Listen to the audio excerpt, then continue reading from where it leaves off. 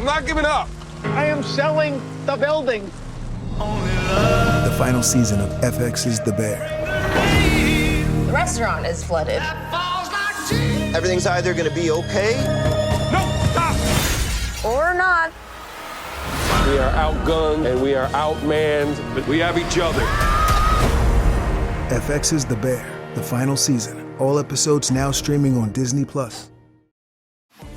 The biggest moments in sports are streaming live on Fox One. From MLB to NFL, Big Noon Saturdays, and so much more. Fox One brings you the games, rivalries, and can't-miss moments all season long. And it doesn't stop at the final whistle. Catch highlights, expert analysis, interviews, and the stories behind the biggest moments in sports. Watch live or on demand, at home or on the go. Stream Fox Sports on Fox One. Download the app today.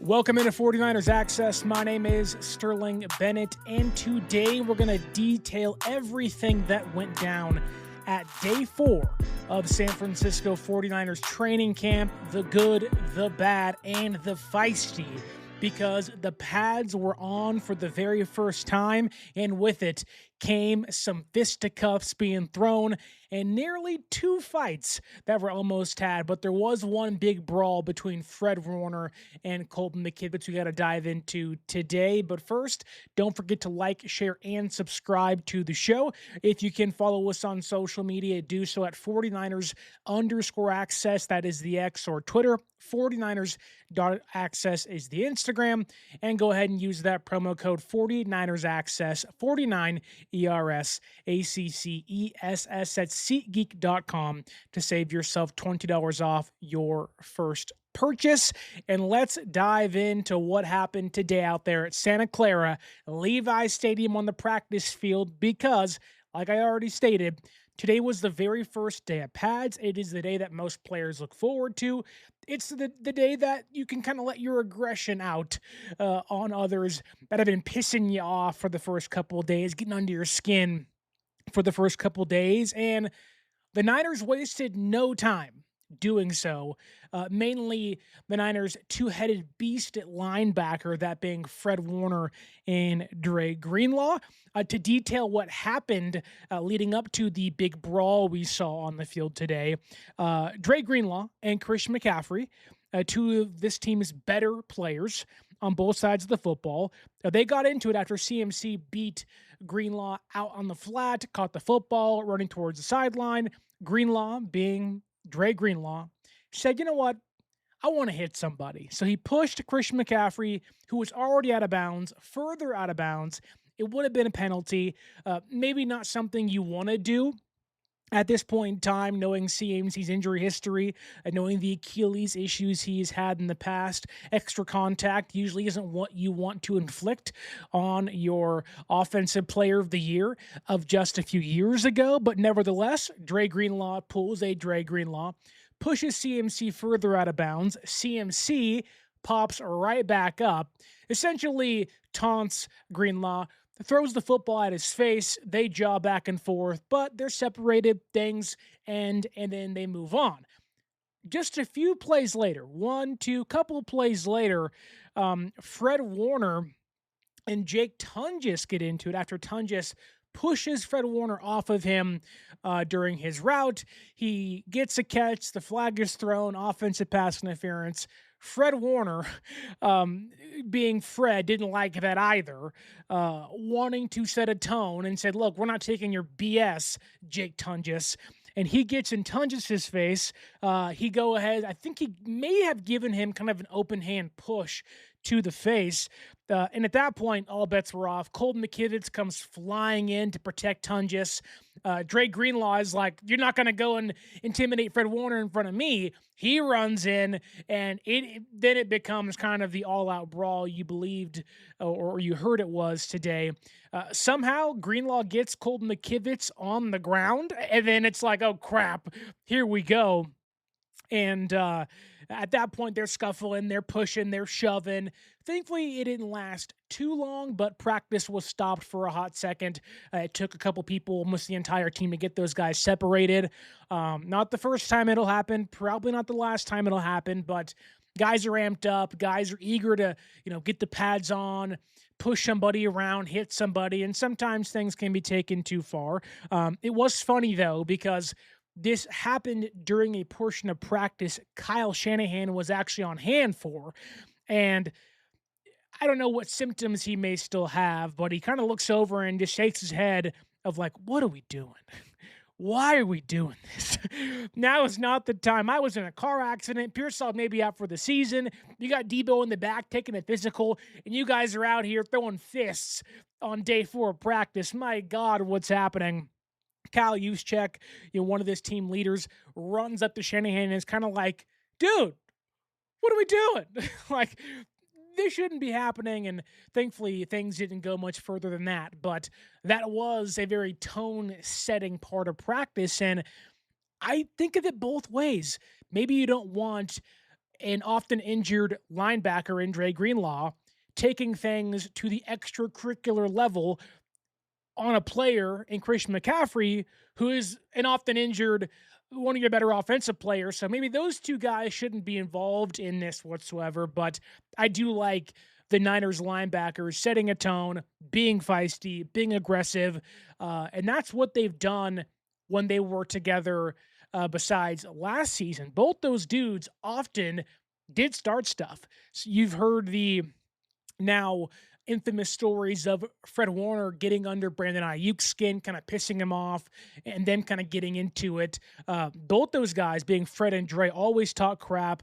We always know Dre's overly physical, even during games. Now, it is day 4. Maybe you don't want to put your hands on a lot of the guys like this. You want to be somewhat protective, especially after we've learned that Chris Forrester, the interim head coach of the San Francisco 49ers, believes that Fred Warner is the one that broke Jordan James's ribs trying for a peanut punch when nobody's wearing pads.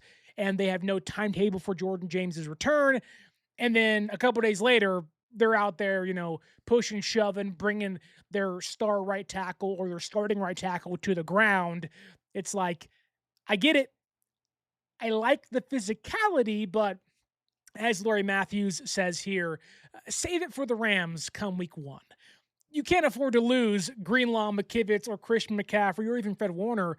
And now that Kittle's out for a length of time too, can't afford to lose Jake Tunges either. So maybe that group of guys, if it was Braden Willis and it was, some of the backup guys that, you're not really paying attention to, Jaden Duggar, some of the UDFAs, go at it. Throw hands, do what you got to do, but not your stars.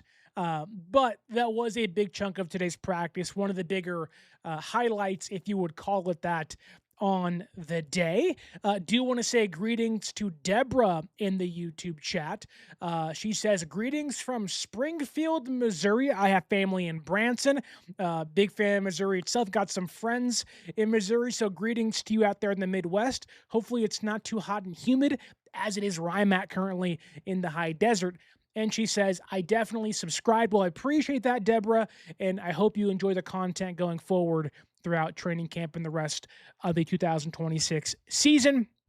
But let's move on from the fighting and the fisticuffs, because we have some house cleaning to take care of, because there was a lot of small things that transpired before practice and throughout it. The first one, Niners second-year defensive tackle CJ West did not practice today.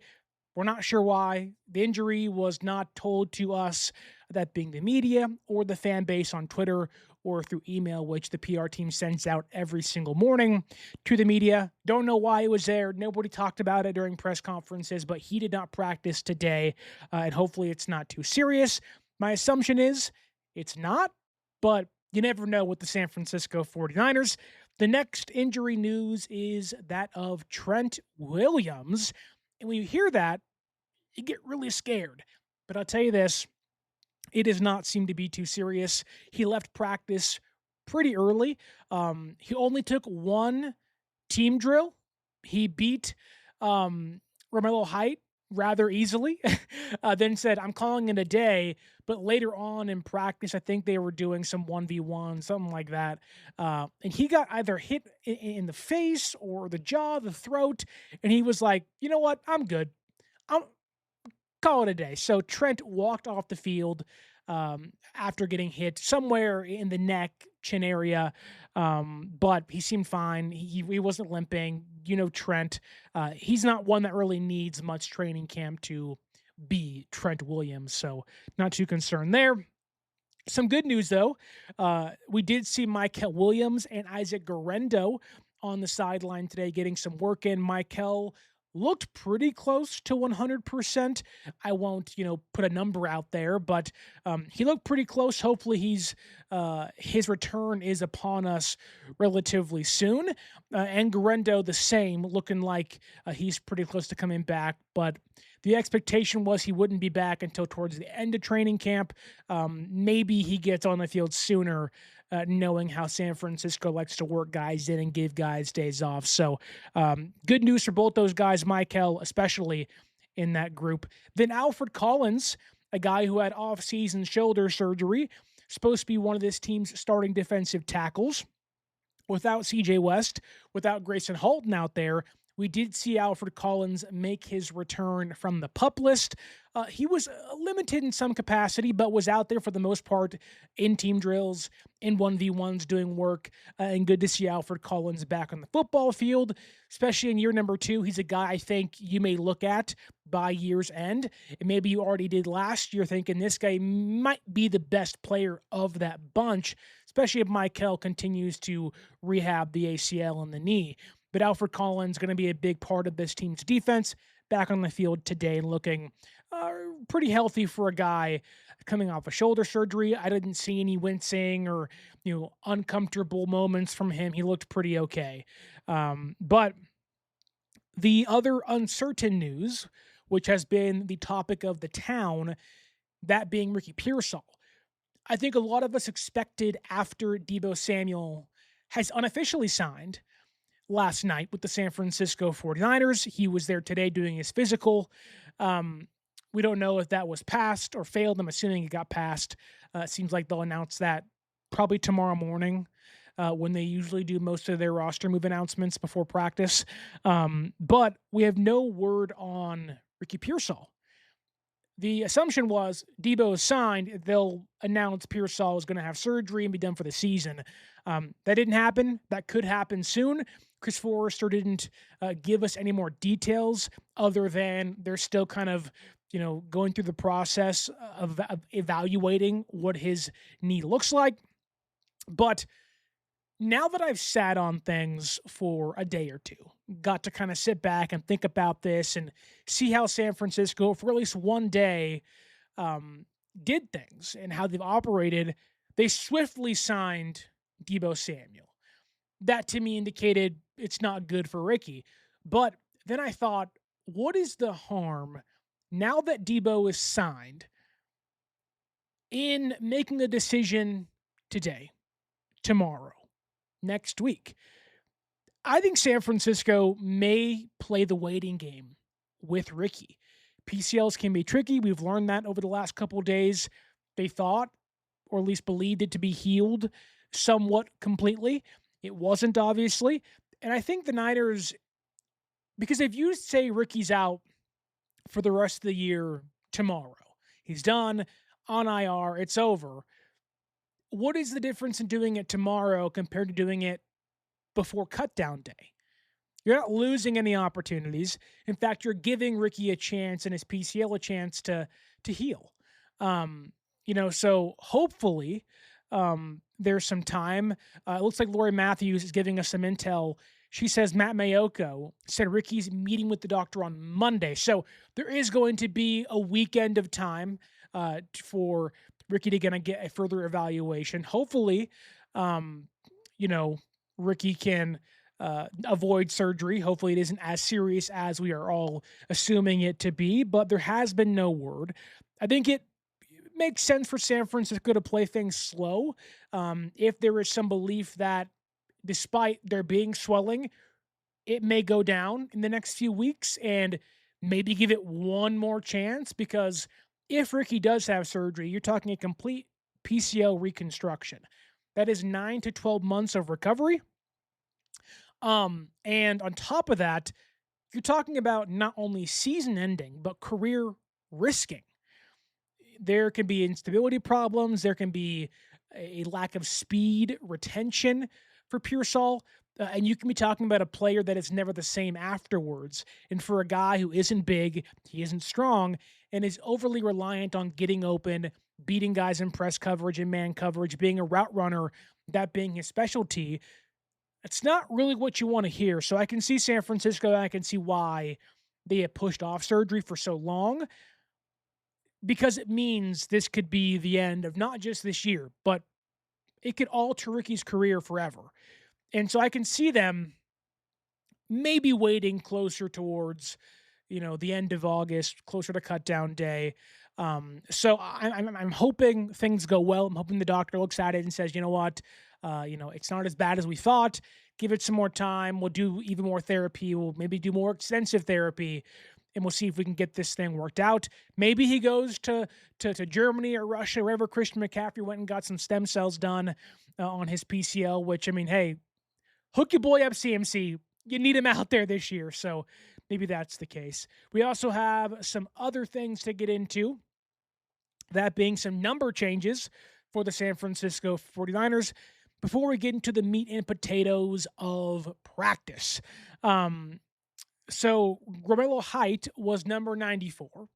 He got cramps, gave everybody the heebie-jeebies of, oh my God, is he out for the whole year? We all got scared. He got carted off. Everyone's looking at his knees and his arms. He comes back rocking a new number, 58. And then the very next day, that being today, he's now back to 94. So it was the old bait and switch, and he was 94, then 58, now back to 94. Not sure how many fans out there bought number 94 Romello Height jerseys this offseason, but if you do, don't return them just yet, because he's back to his original number as of today. Maybe it changes again, but right now back to 94. Then Jacob Cowing, with the return of Deebo Samuel on the horizon, he has switched from number 19 to number 6. That does lend to further questions, because he now shares number 6 with Malik Mustafa. Now, we don't know if Mustafa will also change his number, or if they're going to have Mustafa and Cowing shared numbers, one on offense, one on defense. That's an odd thing to do for two players who are in year 3. Normally that is saved for UDFA's kind of, roster bubble guys that you're not really affording a big chance to make a roster, or giving them a high chance to make the roster. They're kind of the, let's fill out the 90 man with a bunch of number 6s and 5s and 4s on both sides of the football. That could also indicate if they are going to share numbers going forward, one of those guys, assuming it's Cowing in this case, is indeed on the roster bubble. That doesn't shock me. Whether he was 19, 1, 2, 7, 4, it doesn't matter. Cowing was probably always going to be there on the bubble and on the outside looking in. But if he's sharing numbers going forward, it tells you exactly where the PR team, at least, and the equipment team believes he is in regards to his roster standings. And then, of course, Deebo Samuel is rocking 19 once again, which, don't wear number 1. That number is cursed. It was Deebo Samuel's worst season, and Ricky Pearsall, since taking it over, does not have good luck. So Deebo is back in the 1-9, taking it over from Jacob Cowing. We have some comments here from El Raccoon, number 92. They say, hopefully Mustafa's number gets changed. Never liked him in 6. 6 is a pretty crappy safety number. I think about when the Niners cornerback room and safeties were 1, 2, 3, 4. And it was like, no, don't do that. Single digits normally don't look good on defensive backs. Number 1 can, number 3 can, 7 at times has looked good, but number 6, number 1 for Pearsall. Just move on. Mick Mallow says, what's good, Sterling? Niners, let's go. What's going on, Mick? And with that, let's go into the meat and potatoes, the thing you came for, the meal you are waiting to be served on today's show, that being the good and the bad from day 4 of San Francisco 49ers training camp. And let's start off with the good. Dare I say maybe even the great. How about De'Zhaun Stribling? This dude continues to be a standout amongst a team that does have some big names still on it offensively. And when pads come on, you always question what you do the days prior to really don't matter, right? But when the pads come on, can you continue your success if you had it, or can you buck the negative trend you're on with the pads in practice? So Stribling walked out there today like nothing had changed. He looked as good as he did with the pads on as he did with the pads off.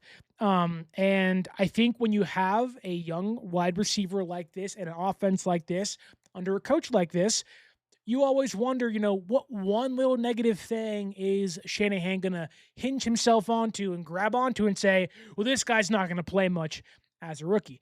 Maybe that changes now that Pearsall is going to be out or supposed to be out for a while, and Debo's now signed to the roster. But while there was some struggles during 1v1s, I think Stribling turned things on during team drills, because 1v1s is usually a really good drill for defensive backs and route running wide receivers. Both of those things Stribling is not. He is not a great route runner. That is not his strength by any means right now at this point in time. And he doesn't play defensive back. So that can be a tough drill for guys like that. But Stribling during team drills turned things back up to 11 and flashed once again for a 4th consecutive practice. You can make the case he may be the best wide receiver in camp so far. Mike Evans obviously maybe in his own world right now, making some crazy catches today we'll get into in a second. But Stribling, I think, has started off camp better than Ricky Pearsall did, better than Brandon Ayuk did when he was a rookie. Granted, it was COVID, so a little different for him circumstances-wise. But better than Deebo Samuel, better than Jauan Jennings. You could make the case that De'Zhaun Stribling has had the hottest start to a mini camp, training camp for any wide receiver that's a rookie under Kyle Shanahan, which that's a big thing to say. But I think it's the case so far. Hopefully that trend continues. Caught a nice layered throw from Brock Purdy today with Upton Stout in coverage. Then had a nice comebacker in traffic using that big frame to box out some defenders. But there is one thing I want to get into about Stribling, because it's a trait that we all praised Jauan Jennings for. That Jauan Jennings may not be the fastest guy. He was pretty slow. It wasn't the best route runner out there. Isn't the shiftiest dude. Is not going to, have this expansive route tree. Sometimes he's pretty clunky. But what Jauan did was win consistently against any defensive back. He just found ways to catch the football, be in the right place at the right time. Whether it was one quarterback, the starter, the backup, Jauan just was the same player consistently. And I think that will be, and that has, at least again for 4 days, been the case for Stribling. There does seem to be a Jauan Jennings level of consistency of whether it's Mac Jones, Curtis Rourke, Brock Purdy, whether it's Adrian Martinez, whether it's having Mike Evans alongside him gaining some more attention, or it is Jacob Cowing and Jordan Watkins, who also had a pretty nice day today in day 4 camp. Stribling does not change. He's the same guy. He's winning the same way continually. And when you have that, when you have a guy that can beat all the defensive backs around him can play the same, has that same mentality, and the hands don't flinch, the body's consistent. Like, you just have this confidence in him that the circumstances aren't going to impact who you are as a player. I don't know if that is based off of his story, transferring from Oklahoma State to then Ole Miss, kind of being a backup, then growing into a starter, being a fifth-year player. I don't know if that's just him being, that being ingrained in him as a person. I don't know if that's what he's learned over time with the reps he's gotten in college, but there is that in him. Where Stribling does, through 4 days, which isn't much, but it's all we've seen so far, does very much have that versatile mindset of like, I don't care if we're good, we're bad, we're terrible, we're great. Brock's in, Mac's in, Evans is out there. I am going to be Stribling. And that's what you want. And I think you add in his 4.3 speed to a player that I think has the same mentality of Jauan Jennings, and you do get a more dynamic wide receiver. You do get a little more explosiveness. You do get more versatility. And if you can grow into a better route runner, then you have yourself, I don't want to say a star in the making. That's way too early to say, but you do have the building blocks of what you'd like to think can be a major player for you going forward. But it's been a lot of fun to watch him because he stands out, and he has continually. And I think as he integrates himself into the offense, I'm hoping, you see quicker growth. Fifth-year player, the expectation is you're going to impact games early in your career. And through 4 practices, I mean, there hasn't been a day that's gone by where he hasn't made a couple of nice plays. You go, wow, if that guy's making 3 to 5 catches per game for you and giving you, 30 to 50 yards per game, you're going to be in good hands. So love what I've seen so far. Feels like the real deal. And I like to believe, if based on what we've seen the last couple of days, that's going to continue. This team needs that in a big way. So love what I've seen from Stribling so far. And I really can't wait to watch him during joint practices and preseason, because then you'll get different eyes on you, different defensive backs, new guys fighting for jobs. And, we'll see when the bigger tests come throughout the offseason and training camp what he looks like. But so far, very, very good. The next positive on the day, kind of like Stribling, almost every practice has been the veteran and future Hall of Famer Mike Evans. I'm sure by now you guys have seen the highlight on Twitter or on Instagram of Evans just mossing the you-know-what out of Upton Stout. I mean, man. Now, Stout's a smaller guy. Evans is a bigger wide receiver. But when you're making one-handed catches over a defensive back who's in good position, that gets you really exciting. And Evans today beat Lenore twice in coverage during 1v1s. Again, that amazing one-handed catch over Stout in the end zone today. It makes you excited as to what him and Purdy can be. He even said in his post-practice press conference that, he just wants to give a quarterback belief that even if he's not open, he's still open. And I think Brock Purdy is the perfect quarterback, and so is Baker Mayfield for that matter. Baker and Purdy have a lot of similarities in this case. They're just 2 guys that will believe their wide receivers and trust in them. They'll give them a chance, even if it seems like they shouldn't. And sometimes it pays off, sometimes it doesn't, but Purdy will give Mike Evans an opportunity. I think it's the reason why Evans picked Brock Purdy as a quarterback he wants to play with, because yeah, you have Christian McCaffrey and George Kittle and Kyle Shanahan calling plays, but man, Purdy has no fear of, F it, Mike Evans is down there somewhere. And you've seen that so far in practice of, I'm going to give my future Hall of Fame wide receiver a chance. And maybe that is because Purdy has openly talked about watching Mike Evans play growing up. Maybe it's the oohs and ahs that Evans brings with the aura he carries around him. But Purdy certainly not shy of letting his Hall of Fame wide receiver go up there and cook some dudes whenever possible, even if he isn't open. We also got to see Mike Evans work out of the slot today, moving him around. I'm sure something Shanahan will want to use throughout the year. when it's a matchup-based advantage for San Francisco. And, Purdy and Evans continue to have a great chemistry early on in their careers together. There's another deep shot today to Evans towards the right sideline, another layered throw over the middle. That was a perfect pass from Purdy to Evans. So those two guys are on the same page. And it's kind of the same takeaway from the last couple of days of practice. So if these guys can stay healthy, they're going to be one of the better quarterback-receiver tandems in football, simply based off of the trust they built in a very, very short time. Speaking of Brock Purdy, another good day. 11 for 15, I believe, was the number that was tossed out there by a handful of people. I didn't keep tabs on it, but just for those out there counting. I will say this, that Purdy, yes, is a gunslinger. Purdy, yes, is giving Mike Evans opportunities. He's layering throws over the middle. That all has been vintage Brock Purdy. I think we talked about this yesterday, maybe 2 days ago now, of Purdy running around, finding Cowing behind the defense for behind the defense for a pretty big play off schedule. Purdy has also been uncharacteristically conservative.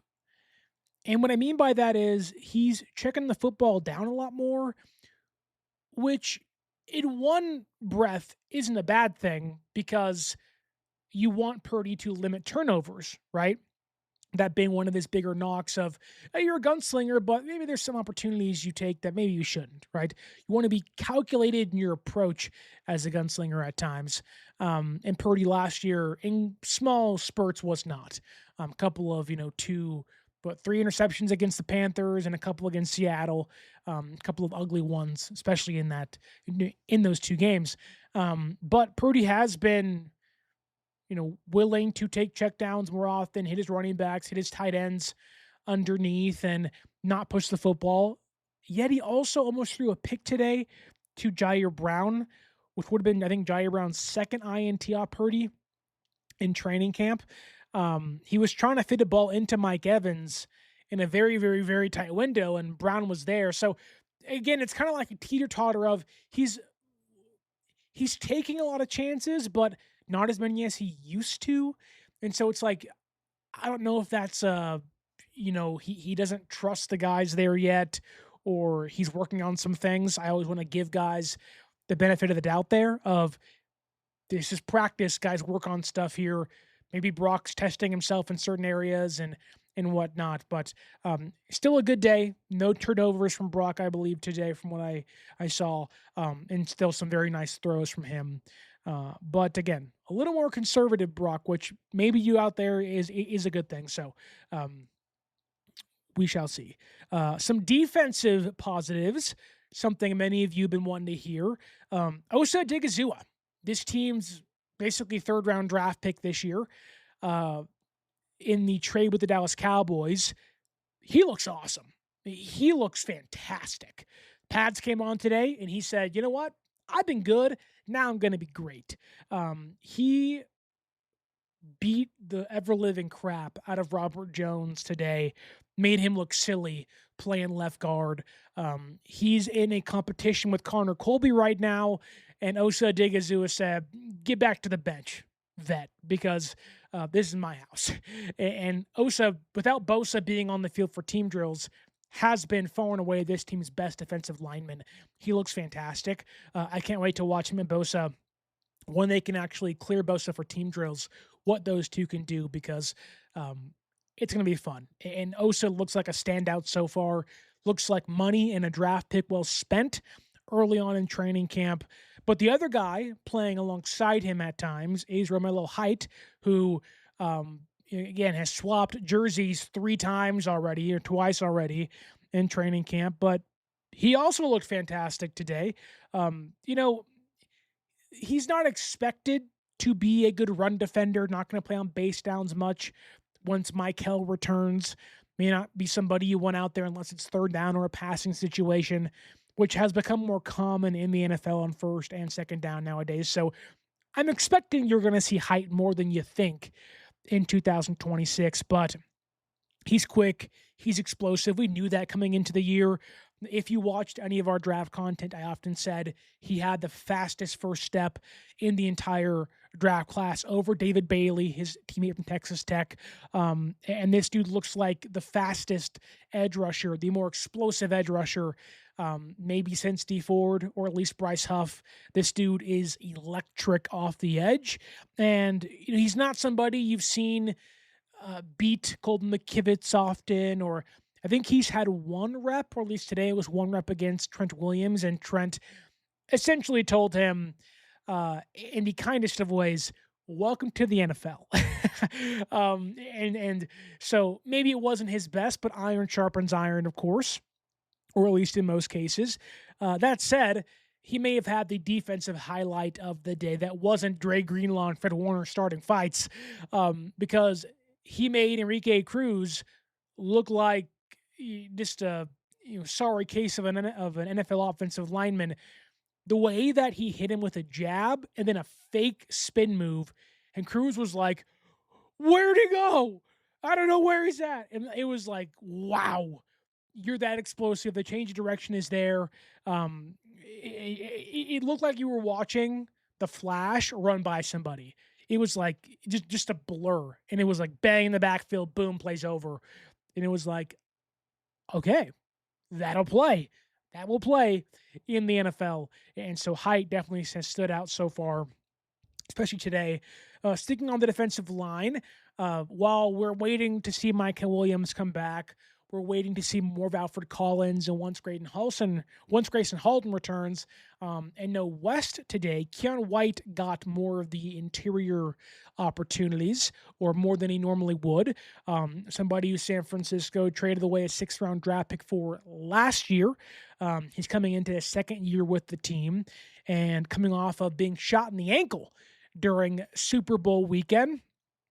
He was out there today flashing a lot on the defensive line. I think he won at least 3 different times against Brandon Parker, who is god-awful. If they can find a different tackle, please let them know, because he's not good.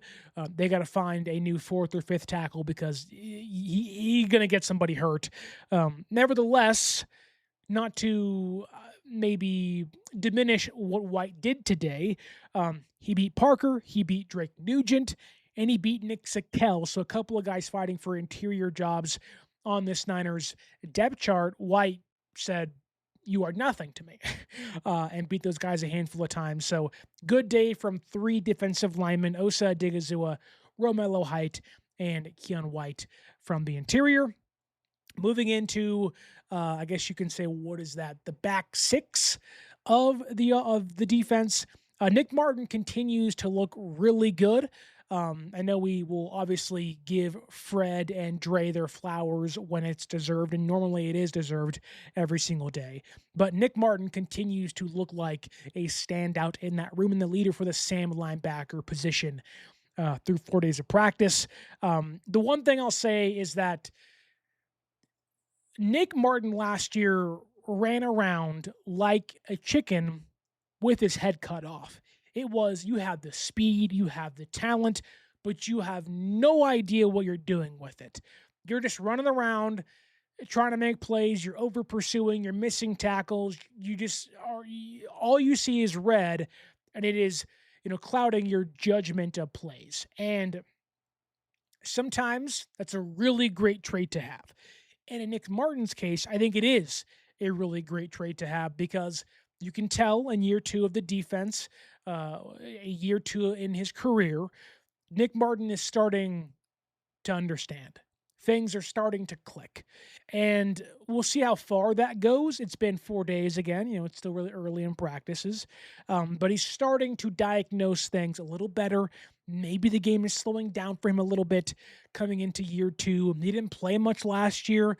When he did, there was some play making that was done, but it was still chaotic. Rein that in, and I think he's doing that so far. You are going to see a player that does make an impact in 2026. So a couple of plays today, mainly against the run. had a big TFL against Christian McCaffrey early in practice, then stuffed Kalen Black for a short gain, filling the hole, filling a space, doing what you're supposed to do as a linebacker against the run. So Nick Martin, couple of nice plays today and worthy of some praise on day 4 of practice. The last positive I will give before some negatives on the day, that is to Marquise Siegel. Malik Mustafa's not practicing. Now's your chance, Siegel, to steal a starting job. He was already splitting reps with Mustafa, and Mustafa's not back yet, I believe. So, you're not going to, Siegel is getting an opportunity to play and play with the ones. And I think he was really good during 1v1s today. He locked up Stribling a handful of times, and by far, Stribling has the physical advantage over him. That didn't deter him. It didn't scare him away. And Siegel held his own, got an INT against Stribling during 1v1. So some really good stuff there from a year 2 player. And I think from right now, you are seeing that 2025 draft class integrate itself and show signs of growth, which is what you want to see after having a handful of draft classes not live up to par. So good stuff thus far.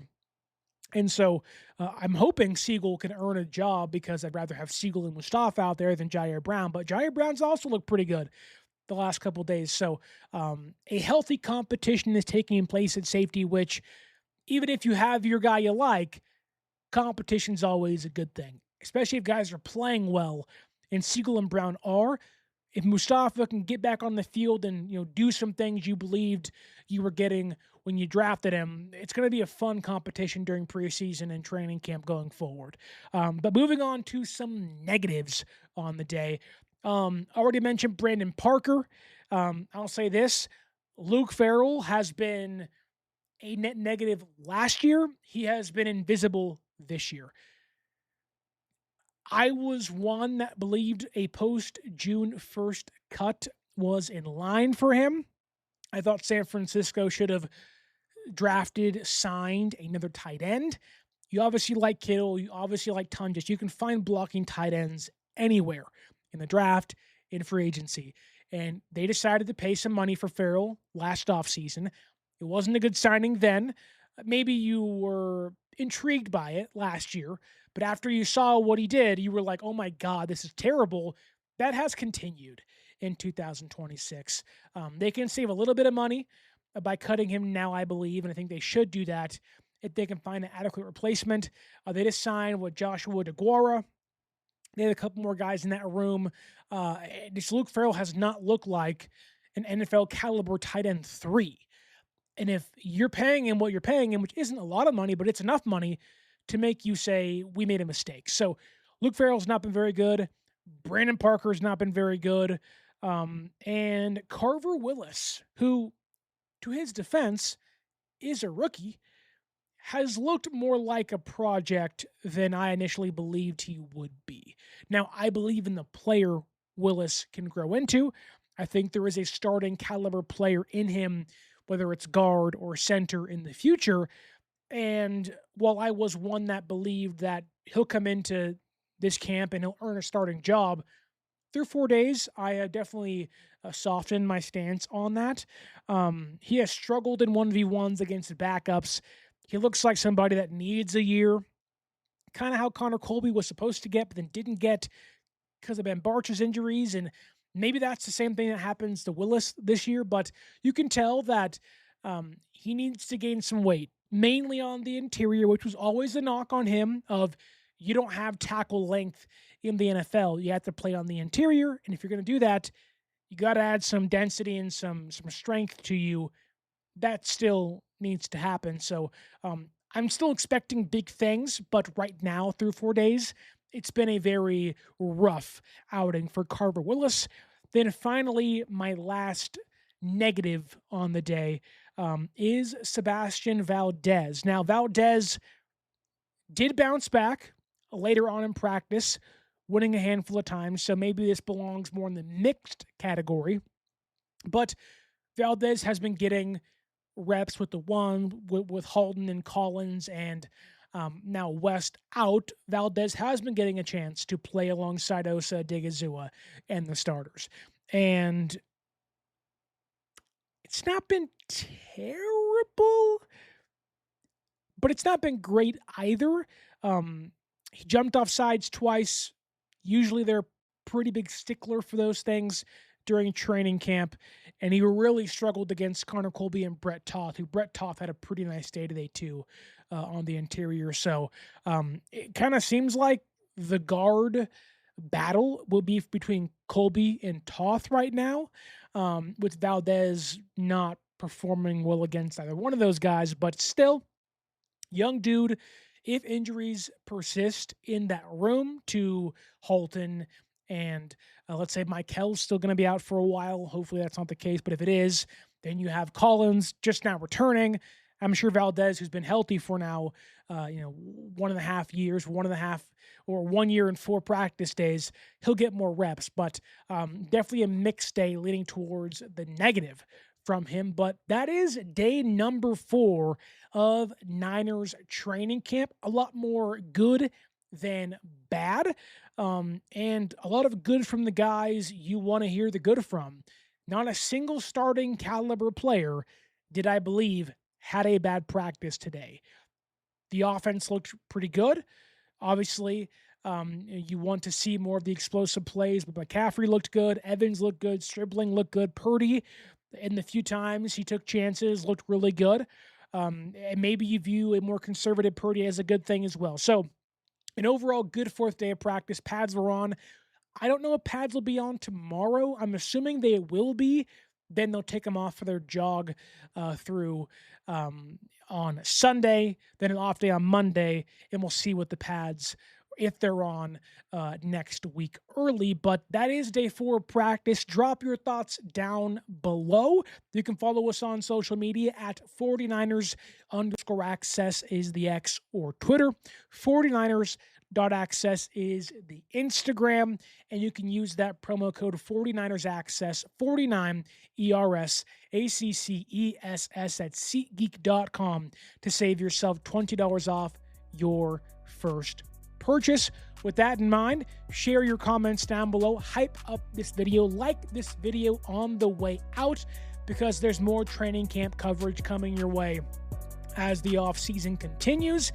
And stay tuned, because if you're watching live on YouTube right now, in about 45 minutes, a YouTube exclusive Cover 3 podcast with myself, Aaron from 49ers First Takes, and Dre from Dre Area Sports, talking Deebo Samuel's return, Ricky Pearsall's injury, and much, much more is coming your way at 6 p.m. Pacific time tonight in 45 minutes. So stay tuned for that. Enjoy the rest of your Friday, rest of your weekend, and I hope to see you all and hear from you all very, very soon. Thank you to everybody in the YouTube chat. Thank you all for listening to the audio podcast. And if you can, like, share, subscribe, leave us that 5-star audio podcast review. And as always, my name is Sterling Bennett. And until next time, stay faithful.